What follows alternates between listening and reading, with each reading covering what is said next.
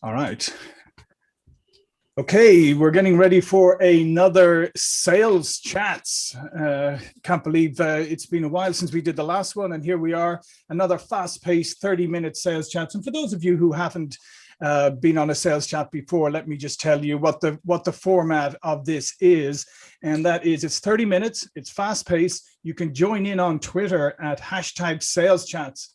And answer the questions, put in your own ideas, etc. We love talk about what's been said. We love the interaction. Today, I'm joined as usual by my colleague, Martha, who is in Austria, who is in Vienna. How you doing, Martha? Hi, guys. Thanks. I'm fine. Martha is proudly wearing her Austrian football shirt, or soccer for those of you. Big day, big day. Big day for Austria. You take on the Netherlands later on today in the hopes of continuing in the to go strong in the European in the Euros. But our special guest today will interrupt the football to bring you some good sales sales information. Our guest today is Cluytens, who is actually in the south of Spain right now. How are you doing, Ago? I'm doing very well. Thank you, John. Yeah.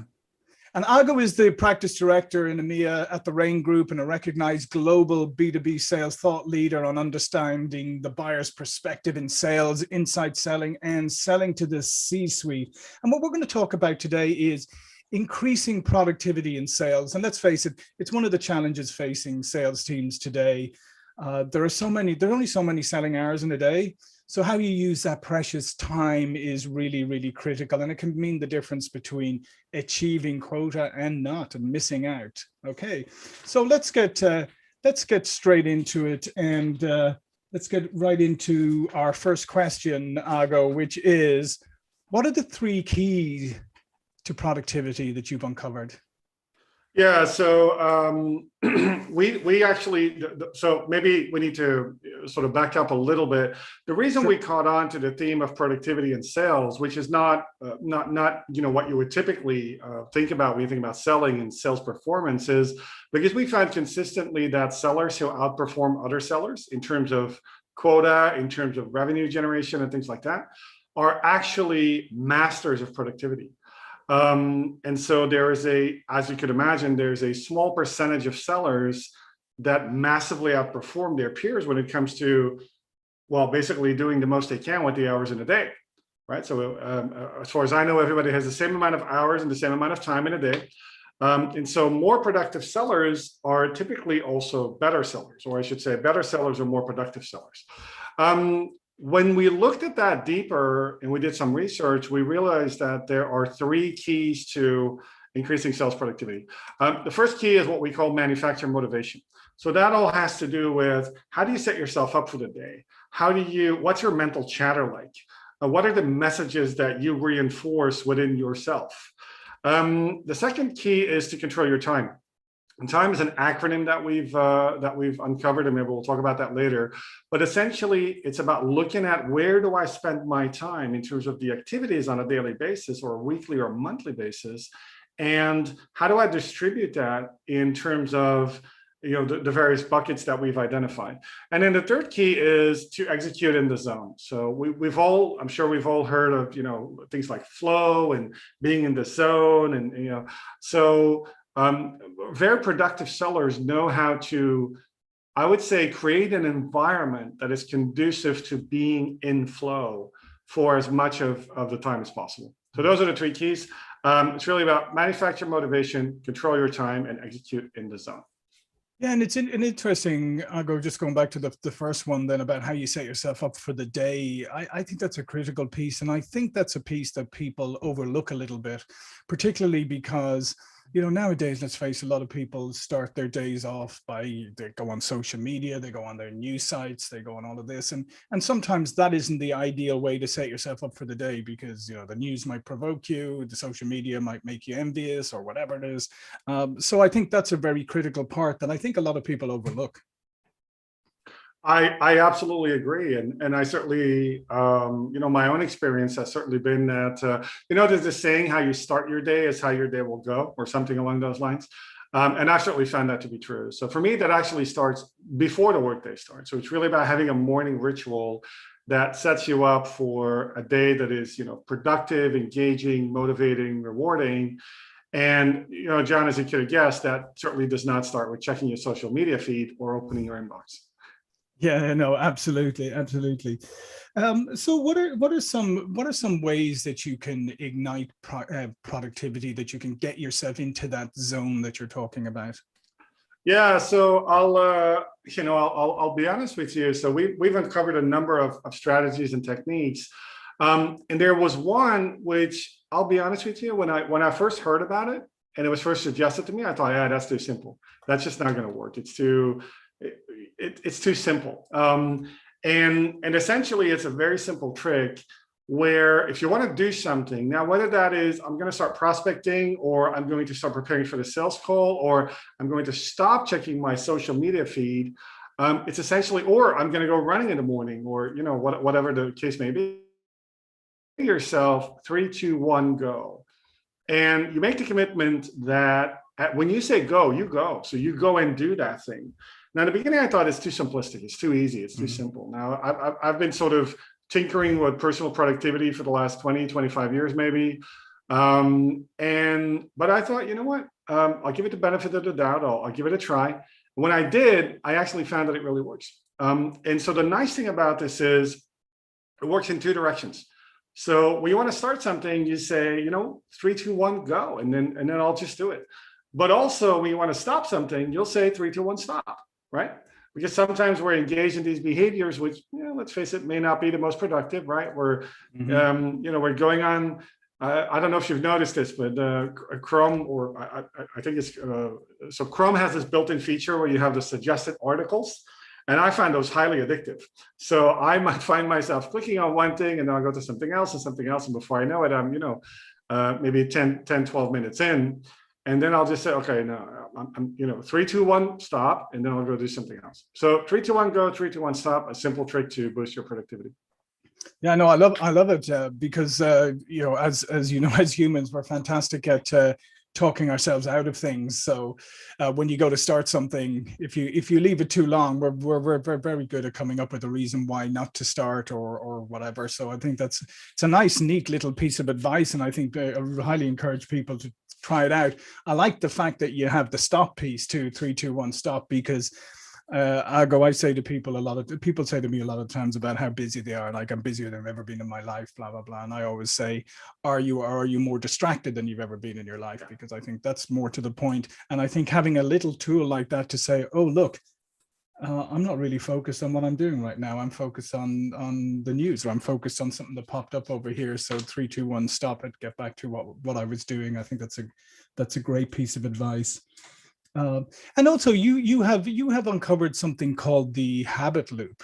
That sounds very intriguing, Ago. Yeah, absolutely. So one of the things that, one of the core tenets of productivity is it's all about your habits, right? So productive people are not mentally stronger people. They're not, they don't have more character. They just have the right kinds of habits. And so habits also, like the 3, 2, 1 thing, they go both directions. So you might have wrong habits, or habits, I wouldn't call them wrong. I would say you might have habits that are not conducive to increasing your productivity or your sales, and you might have habits that are. But essentially everything starts with a trigger, right? So a trigger might be something in your environment, a notification on your phone. That's a classic one. Or a call from a call from a customer, or your friend calling you, or something interesting, a desktop notification, or something that pops up. So there's this trigger, and the trigger cues or causes a thought, and the thought might be, oh, that's interesting, I need to check in on that, or this, it's from my customer, it must be urgent, and I need to deal with it now. So there's a trigger, then there's a thought, and then typically the third step in most habit theory, I would say, is a reward. So there's a trigger, there's a thought, you act upon the thought, and then there's a reward. Now we've identified a fourth step, which actually is number 3 in the sequence. So after the trigger and the thought, there is a response. So you can choose to respond in one way or another. And the classical choice might be, I see, trigger, there's a message on my phone. Thought, it's from a customer, must be important. Response might be, however important it is, it can wait for an hour until I finish this, particular task that I'm focused on. And then the reward is, well, the reward is the reward. It's the gain or the payoff, right? So, it's, famously, we get a little dopamine hit every time that we, check news feeds or our Instagram account or our social media messages or whatever. But the reward in this case, interestingly, let's imagine that you postpone that and you say, you know what, I'm going to do that later.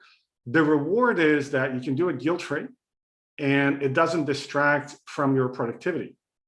So if you want to, so the habit loop is trigger, thought, response, reward. If you want to change it, well, you can act at multiple levels.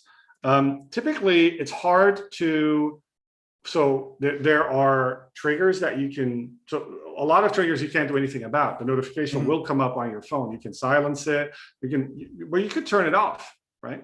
So you change the trigger. You can change your thought around the trigger. So the example I just gave you, which is, if it's a customer, it must be urgent. Well, it can't be that urgent that I can't wait for 45 minutes until I respond. Then you can change your response. So instead of checking it, you might say, you know what, I'm just going to put my phone. I'm looking at my phone, which is interesting. But my phone is sort of screened down right now, so I can't see anything come in because I do have certain notifications. So you can change that, and you can change and clarify the reward.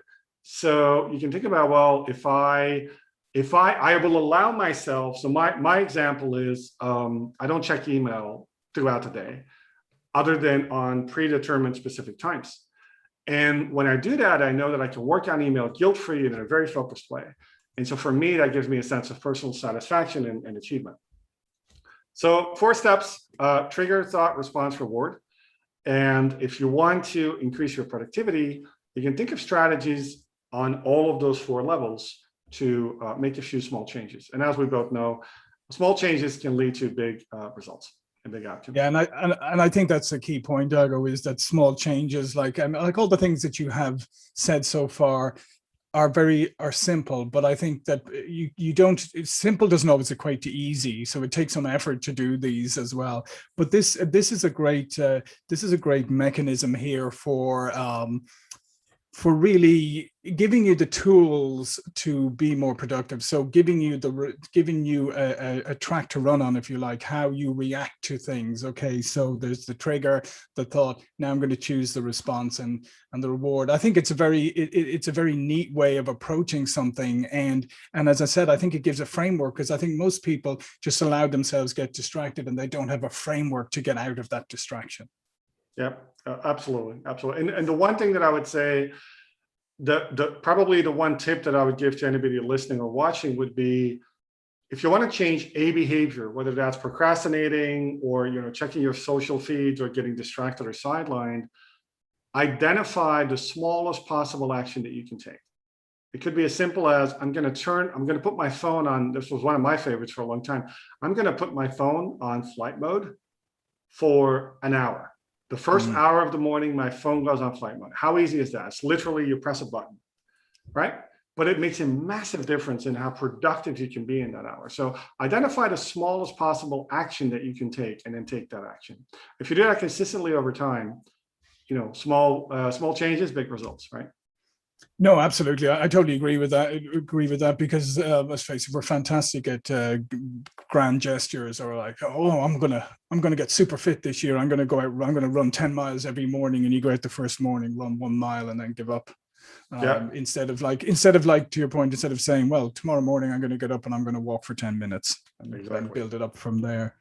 What are you mentioned earlier about that, the acronym TIME. Let's come back to that. What does TIME stand for, and what are the 4 buckets? Yeah, so we identify 4 levels of what we call the 4 levels of time, which are treasured, investment, then there's mandatory and empty. And so treasured time is time for the activities that you hold dear, that you value. Quite often they are in the personal space. So it might be going for a walk. It might be spending time with your family. It might be playing with your kids or something like that, right? Investment time is time that will generate outsized results from whatever you spend that time on. So typically those tend to be activities that are maybe where the payoff is maybe a little bit later. So it might be things like prospecting. It might be things like really thinking about how you're going to win a specific opportunity, like what we call a win lab, for example, where you dedicate and devote some time to that. But it's also things like, preparing for sales calls, which is a famous one, right? A lot of salespeople don't prepare enough. So I would consider that to be investment time as well. Then there's mandatory time. So mandatory time is time that we spend doing the things that we feel that we need to do. And I want to be very clear on that. It's the things that we feel that we need to do. I would guesstimate that for any, an average sales manager, they probably spend 30 to 40%, if not more, of their time on things that they feel they have to do. So we're talking about things like, sales meetings. I'm not saying you don't have to have sales meetings, but I'm saying, maybe is there a more productive way to do it? And we can talk about that later if you'd like. But mandatory time can be things like, filling out expense sheets, time reports, customer visit reports, inputting, spending a lot of time. I know you guys are, obviously a CRM company, but spending a lot of time putting a lot of information in your CRM rather than just the essentials of what's really core. Mm-hmm. And then the last bucket is empty time. So that's time you waste. So that's, it used to be chatting around the coffee maker. I'm not saying that's not nice, but obviously, given where we are right now, it might be things around, checking your social media feeds, getting distracted on, checking blogs or things like that. So those are the 4 buckets of time. So it's treasured, investment, mandatory, and empty. Clearly, there are, obviously, the whole idea is stop doing things that are empty, or at least reduce that to the maximum possible. Be intelligent about making the right choices when it comes to mandatory time. So I gave the example of sales meetings, right? So is there a way that you could do that more intelligently? Or is there a way that you could shorten it? And a simple trick, anybody listening to this can try this out. Rather than just hop on the sales meeting call and then everybody does a rundown of their opportunities or whatever, why don't you ask your team to fill out a very simple template and ask them to send it to you no later than 24 hours before the meeting, read through it, and then you can focus on the 1 or 2 opportunities out of maybe 15 or 20 that are truly important and truly crucial and critical, right? And if you do that, imagine a sales meeting with, 5, 6, 10 salespeople, you're going to win a lot of time with them. Now that time can then go into the investment bucket, which is where it really matters. And I've got some strategies around that as well, but I would highly encourage everyone listening to this, and certainly my own experience, to maximize the time that you spend in that bucket and set aside time in your calendar specifically for investment time. Yeah, no, I think that's a great piece of advice, because I do think people just generally just tend to let things run away with themselves. And you're right, I think we focus an awful lot on the mandatory time without actually investigating why is that mandatory? Is it something that should be mandatory? Am I spending too much time on it? All of those kind of things. I think, and to your point, I think about planning and investing time at the beginning I do think planning is overlooked a lot nowadays. I think because, again, we say, oh, we're so busy, we're rushed, we don't have time to plan. I'm just going to jump on this call right now. I'm not even going to do any prep work because I don't have time. I think we have to reorient our thinking again and stop being driven by this perception that everything is moving so fast that we don't have time to do the right things. Yeah, and that, I think you said it twice now, I don't have time, we don't have time. That's exactly the kind of thinking that we need to change if we're going to be more productive. Yes, you do have time. It's just about how you allocate your time and where you spend it. Mm-hmm. And I think, to your point, if people went and said, went and looked at the empty time and actually just spent a day or two calculating, maybe jot down any time you spend time on empty time, you'd probably be shocked how much that adds up to in the long run. I can give you my own example if you're interested. Yeah, please. So what I did, I've been using a desktop tracking app. I can't remember what it's called, but it's on Mac. And I've been using that for the past 4 or 5 years. And at some point about 3 years ago, I realized that I was spending out of a working day on average throughout the year, because this tracks automatically, around 2 to 2.5 hours in my inbox. So that's a quarter of my working day that's gone. And I'm not saying it's empty, but certainly a lot of it could be streamlined. And what I started to experiment with is a simple method for managing email. So what I do is I scan my email first thing in the morning. So literally when I start, I guess when I start my workday, I don't respond to anything unless the house is on fire, right? But I scan it. And then I have a 30-minute block at the end of every morning and a 30-minute block at the end of every afternoon. And that's where I do email. And I don't do anything else. I'm in my inbox. I'm going through all of my emails. And so that's achieved 2 things for me. Number one, I don't spend more than realistically about an hour on email per day, which is still a lot. But, I think if a lot of people on this call would look at how much time, they would track how much time they spend in their inbox, they'd be surprised. So I get to, pretty much get everything done in about an hour. And the other thing is, and this is very, so I'm a Virgo, so I tend to be, very tidy and organized. I achieve inbox 0 every single night. Wow. So literally there's no email in my inbox when I end my workday.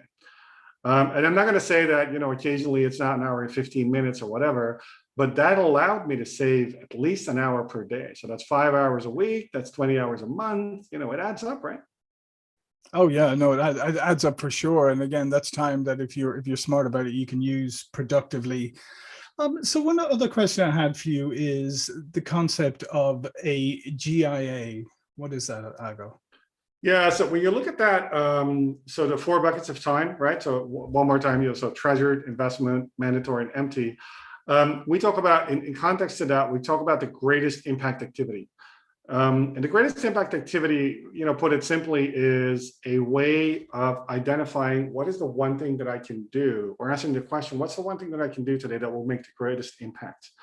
So my recommendation would be schedule an hour at the very start of your workday, whatever time that is, and put in GIA.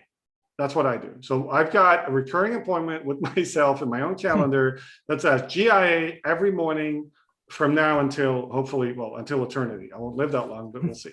And what I do is, as the week evolves, typically a few days in advance, I start filling that bucket in. And so greatest impact activities are things like reflecting on opportunities and developing strategies for how to win those. It involves things like advanced proposal development, where you need to be, it's not enough to shelf proposal, it's something that takes more work and more creativity. It might involve things like, in my case, I run the EMEA practice for Rain Group, so it might involve things around business strategy and long-term planning. And so those are the greatest impact activities. If you're a sales manager, it might involve things around, thinking, how can I better manage my team, right? Yeah. And so the first hour of the day, we recommend spending that on your greatest impact activity. Now, it might be an hour, it might be 90 minutes. Everybody has a different, not everybody has a different opinion, but it certainly could be an hour, 90 minutes. I go with an hour typically, because that's what my day allows for. But the whole idea is to jumpstart your day by doing the most important thing first. And I'll also maybe speak a little bit about what it's not. So it's not spend the first hour of your day managing email. It's not spend the first hour of your day doing prospect calls or sales calls, which I know may sound counterintuitive to some people. And please spend hour number 2 and 3 and 4 and beyond on sales calls, but the first hour of your day, dedicate that to your greatest impact activity. So that's in a nutshell what GIA stands for. And the nice thing about it is, so there's 2 things that I've personally found that are beneficial. So number one is, we tend to be, as individuals, we tend to be for the most part, we tend to be most productive early in the morning. And so this ensures that you're going to spend your time doing the stuff that matters most when you're at your best.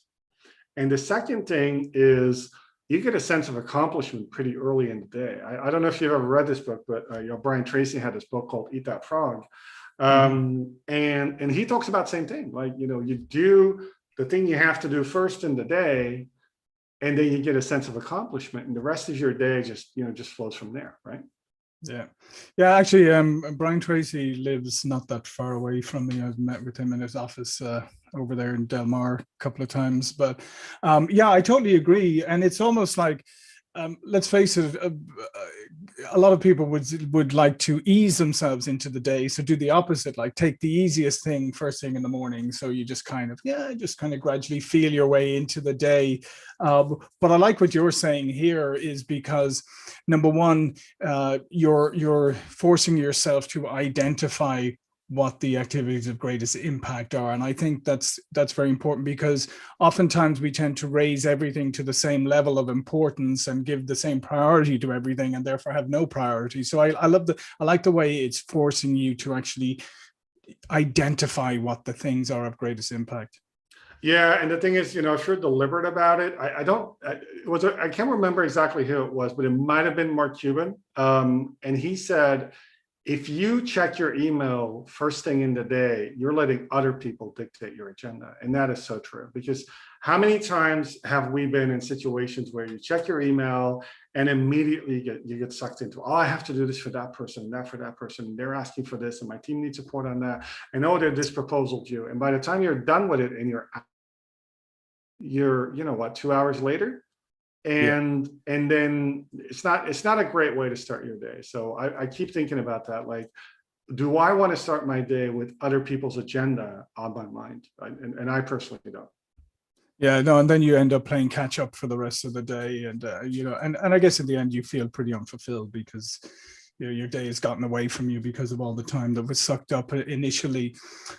So Ago, as we come to the end of this fast pace, it's so much information. Thank you again, so much information here for people to take away. So I would highly recommend you to share the recordings, share the link to this recording with everybody.